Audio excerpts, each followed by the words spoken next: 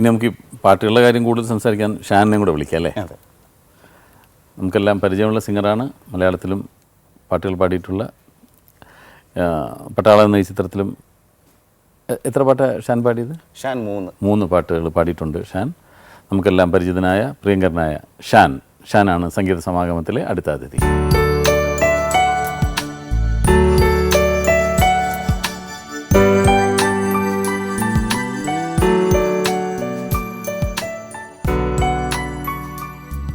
ഞങ്ങൾ ഈ പട്ടാളം സിനിമയിലെ പാട്ടുകളെ പറ്റിയാണ് പറഞ്ഞുകൊണ്ടിരുന്നത്. അപ്പോൾ ഷാനാണ് അതിനകത്ത് ഏറ്റവും കൂടുതൽ പാട്ടുകൾ പാടിയിട്ടുള്ളത് അല്ലേ?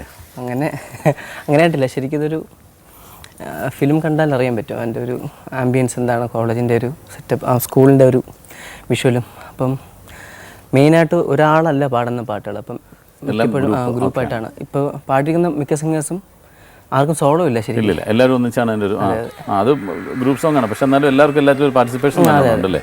മെയിൻ പോർഷൻസ് എല്ലാവർക്കും പറയപ്പെടാവുന്ന മ്യൂസിക്കൽ എലിമെന്റ്സ് ഉള്ള പോർഷൻസ് തന്നെയാണ് എല്ലാവർക്കും. ഞാൻ നേരത്തെ തൊട്ട് ഷാന് ഞങ്ങൾ കോളേജിൽ യൂണിവേഴ്സിറ്റി കോളേജിൽ ജൂനിയർ ആയിട്ട് പഠിച്ചിരുന്നു. അത് ശരി. അത് കഴിഞ്ഞിട്ട് ലജ്ജാവതിയിലാണ് ആദ്യം, ലജ്ജാവതിയിലെ ഹമ്മിങ് ഷാനാണ് പാടിയിരുന്നത്. ഓ അത് ശരി.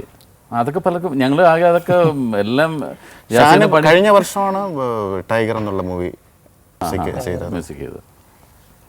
മലയാളത്തിൽ പിന്നെ അതൊക്കെയാണ് കമ്പോസ് ചെയ്തത്. ടൈഗർ, ചിന്താമണി കൊലക്കേസ്, പിന്നെ സൗണ്ട് ഓഫ് ബൂട്ട് ഷായിസാൻ്റെ പടം തന്നെയാണ് ഏറ്റവും കൂടുതൽ ചെയ്തിട്ടുള്ളത്.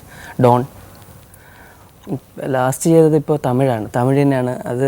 എല്ലാം അവൻ ചെയ്യൽ ഷായിസാൻ്റെ പടം തന്നെയാണ്. അപ്പോൾ ഈ ഇൻഡിപെൻഡൻ്റ് ആയിട്ട് മ്യൂസിക് കമ്പോസ് ചെയ്യുന്ന ഒരാളെന്നുള്ള നിലയിൽ വേറൊരാൾ കമ്പോസ് ചെയ്ത പാട്ട് പാടുമ്പം അതിനകത്ത് എന്തെങ്കിലും മാറ്റങ്ങൾ വരുത്തണമെന്ന് തോന്നുന്നു. സിംഗറാണ്, പണ്ട് കുഞ്ഞുനാൾ മുതലേ പാട്ട് പഠിക്കുന്നുണ്ട്. അപ്പം ഒരു സിംഗറാകാൻ വേണ്ടി ആഗ്രഹിച്ചിട്ട് വന്നതാണ്. ഞങ്ങൾ ഒരുമിച്ച്, ജാസി ചേട്ടനും ഞങ്ങൾ ഒരുമിച്ച് സ്റ്റേജ് ഷോസ് അല്ലെങ്കിൽ ഈ പറഞ്ഞ ആൽബംസ് ചെയ്തു തുടങ്ങുമ്പോൾ തന്നെ ജാസി എന്ത് ചെയ്താലും അതിലൊരു മൂളൽ എൻ്റെ കാണും. അങ്ങനെ വിടാറില്ല. അതുപോലെ ഷാൻ ചെയ്യുന്ന എല്ലാ പാട്ടുകളിലും എല്ലാ ഫിലിമിലും ഞാനും പാടുന്നു. ശരിക്കും ഇതിലൊരു മൂളുണ്ട്, വലിയൊരു മൂളലുണ്ട്. ഒരു ക്ലൈമാക്സ് ഉണ്ട് എങ്കോപ്പുറം എന്ന് പറഞ്ഞാൽ. ഇപ്പോൾ അരുൺ ഗോപൻ അവര് ഷാൻ എല്ലാവരും പാടുന്നുണ്ട്. അതിലൊരു വളരെ നല്ലൊരു ആലാപമുണ്ട്, അത് ഷാനിന്റെ വോയിസ് ആണ്. അതെനിക്ക് രസകരമായ സംഭവം, എടുത്തു പറയുന്ന ഒരു സോങ് ആണ്. അതെനിക്ക് നോട്ടീസ് ചെയ്തൊന്നും മനസ്സിലായത്. ശരിക്കും ഞാൻ അവിടെ ജാസി എന്നെ വിളിച്ചിട്ട് ഞാൻ ചെന്നൈ പോകുന്നു. അപ്പം ഞാൻ ആദ്യമായിട്ടാണ് രോഹൻ ചേട്ടനെ കാണുന്നു, പിന്നെ ശിവ ചേച്ചിയെ കാണുന്നു. പലരും എന്നെ മൈൻഡ് ചെയ്യുന്നില്ല. അപ്പം ഞാൻ അവിടെ അന്വേഷിച്ചു, എന്തെങ്കിലും ടി വിയിൽ അതെ എന്നെ ടി വി കാണുന്നുണ്ടോ, എന്നെ അറിയാമോ, ഞാൻ കേരളത്തിൽ നിന്ന് വന്നതല്ലേ, അപ്പം എന്നെ ശ്രദ്ധിച്ചിട്ടുണ്ടായിരിക്കും. ആരും അങ്ങോട്ട് മൈൻഡ് ചെയ്യുന്നില്ല. ശരിക്കും ഇവിടെ സ്റ്റുഡിയോയിൽ പോയി കഴിഞ്ഞാൽ ഷാൻ ഒരു മ്യൂസിഷ്യൻ എന്ന ലെവലിൽ നമുക്ക് എന്തായാലും ഒരു അക്സെപ്റ്റൻസ് കിട്ടും. അപ്പോൾ ജാസി പോകുമ്പോൾ ജാസി സാർ വണക്കം സാർ എപ്പോഴും ഇരിക്കുക എല്ലാവരും ചോദിക്കുന്നുണ്ട്. ഞാൻ പോയിട്ട് ആരും എന്നെ മൈൻഡ് ചെയ്യുന്നില്ല, ശിവ ചേച്ചി ചെയ്യുന്നില്ല, രോഹൻ ചേട്ടനും ചെയ്യുന്നില്ല. അറിഞ്ഞൂടാ, അതൊരു രസകരമായ സംഭവം. ശരിക്കും തിരിച്ച് അതാണ് ഈ നമ്മൾ എപ്പോൾ എവിടെ ചെന്നാലും നമ്മുടെ കഴിവിനെ അംഗീകരിക്കും എന്നുള്ളൊരു ഒരു മാർക്ക്. ഇപ്പോൾ ഏത് ഫീൽഡാണ്, ഇപ്പോൾ മ്യൂസിക്കല്ല എന്തായാലും. അപ്പോൾ ഞാൻ ശരിക്ക് അങ്ങനെ ഒരു ജാസി പറഞ്ഞു ഇങ്ങനെ അങ്ങനെ ഒരു പോർഷൻ ഉണ്ട്. അത് ശരിക്കും സിറ്റുവേഷൻ ബേസ് ഒരു സസ്പെൻസാണ് ശരിക്കും. ആ ഒരു അത്രയും ഇതുള്ളൊരു ഫീല് വരുന്ന ഒരു പോർഷനാണ്. ആ പോർഷനിൽ വരുന്നൊരു ഹമ്മിങ് ആണെന്ന് പറഞ്ഞു എന്നെ അകത്ത് കയറ്റുന്നു.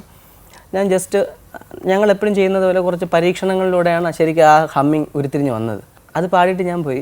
പിറ്റേ ദിവസം വന്നപ്പോൾ ശിവ ചേച്ചി തിരക്കി വന്നു, ഷാനിവിടെ ഇത് പാടിയാന്ന് പറഞ്ഞിട്ട്. അങ്ങനെ ഒരു എന്നിട്ട് തിരിച്ച് അതിന് ശേഷം എന്താണ് ശിവ ചേച്ചിയുടെ കുട്ടിയും ഞാനുമായിട്ട് ശരിക്കും അവിടെ ഞങ്ങളൊരു ഗ്രൂപ്പ് ഉണ്ടാക്കുന്നു. അതിനകത്ത് ഞങ്ങൾ വേറെ മ്യൂസീഷ്യൻ ഗ്രൂപ്പ്, ഞാനും കുട്ടിയും പാടിയിട്ടുണ്ട്. ഞങ്ങൾ പ്ലേബാക്ക് സിംഗേഴ്സ് വേറെ ഗ്രൂപ്പ് ഉണ്ടാക്കി. അങ്ങനെ ശരിക്കും രസകരമായ ഒരു അനുഭവം. എനിക്കിപ്പോൾ ശരിക്കും അത് ഒരു മ്യൂസീഷ്യൻ എന്ന നിലയിൽ എനിക്ക് വളരെയധികം എങ്ങനെയായിരുന്നു ആ ഹമ്മിങ് ഒന്ന് നമുക്കൊന്ന് കേൾക്കാം. ആ ഹമ്മിങ് ശരിക്കും അത് ഭയങ്കര ഒരു ബുദ്ധിമുട്ടുള്ള സാധനമാണ്.